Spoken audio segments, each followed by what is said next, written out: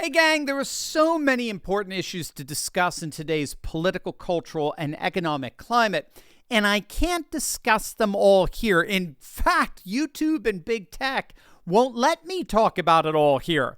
And that's why I have exclusive, uncensored live streams on Monday nights to cover everything.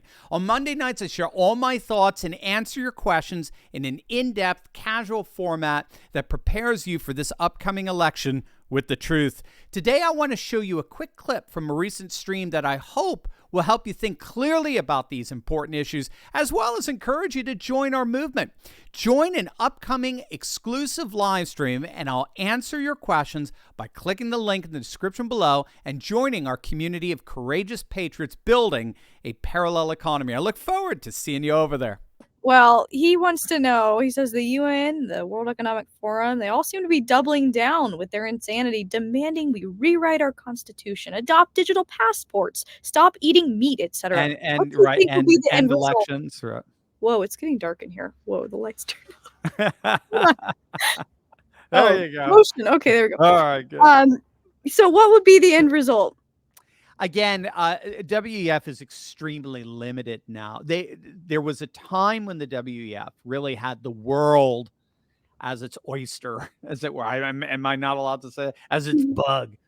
But those days are over. The BRICS nations, Russia, China, the whole of the Middle East, West Asia, virtually the whole of Africa, and particularly in the Pan-African movement, Eastern Europe, nobody wants anything to, and 80% of our country, nobody wants anything to do with them.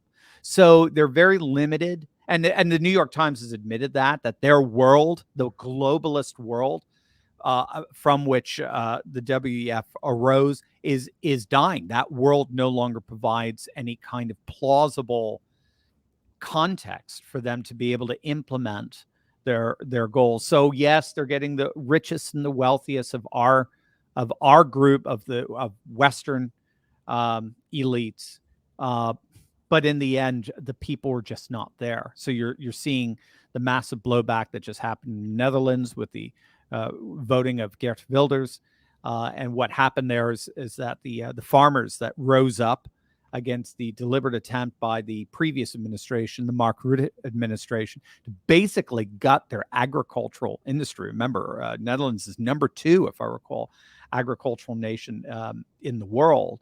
They basically tried to gut it because of WEF green concerns. They all voted for Geert Wilders, the so-called far-right Geert Wilders and his Dutch Freedom Party. And so the WEF agenda is effectively dead in the Netherlands right now. It's dead in Argentina. It's increasingly dead in Sweden, where you have the Sweden Democrats running, or in Finland, where the True Finns are running.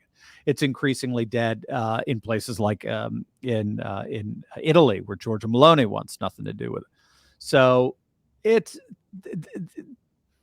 the arenas in which they can look plausibly as if they can affect the future in the way they once did are just beginning to dry up. So we'll see. I mean, again, as long as you have billionaires and bureaucrats willing to implement this stuff, they can cause, again, a lot of problems like they did for the Dutch for the last year or two.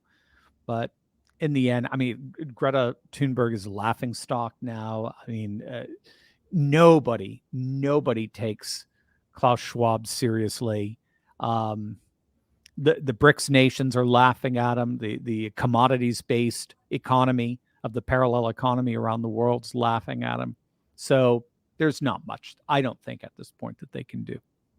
But first, gang, with more and more economic libertarians winning at the ballot box, gold and silver are more valuable today than ever. There's simply never been a better time to get into gold and silver than right now as we speak. And that's why I partnered with the amazing company Goldco, because I know the patriots there are ready to help you and guide you at a time just like this. So go ahead and click on that link below right now and get your very own gold and silver kit absolutely free. That's right. This gold and silver kit shows you how to get into precious metals tax-free and penalty-free, even if your money's still in a retirement account like an IRA or 401k. And get this, you may already qualify to get up to $10,000 in free silver. I told you they're patriots just like us, and they're here to help. You've seen the writing on the wall. Don't wait until it's too late, gang. Defend your financial freedom by clicking on that link below right now and getting your free gold and silver kit today. Charles Parker, I think he might be a neighbor of yours, Steve. He says, this is just a nice thought, and I know this might be a little off track, but like many other blue states, do you ever think that Delaware might turn red or pink in the near future? It would be nice to lose the Dems' hold on this state. And do you have any suggestions for the Republican part here?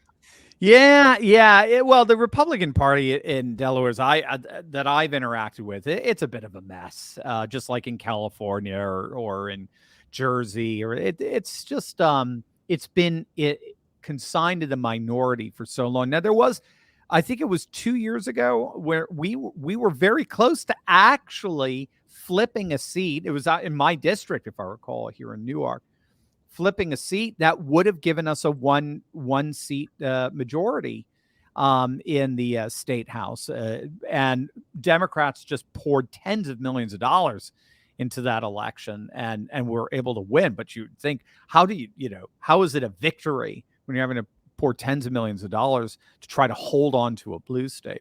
And Trump too thinks, he's got polling data that shows he thinks New Jersey is actually in play in 2024, which is fascinating. And we have been seeing that in all the blue states, like in New York,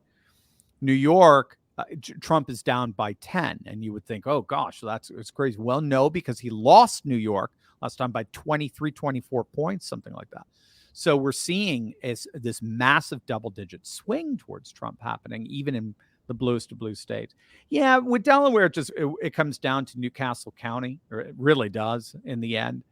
Newcastle County is where it's like Maricopa County in Arizona. It's whoever Newcastle County votes for, Delaware votes for. It just has the population, and it's just very Wilmington heavy. It's very city heavy. It's very university heavy.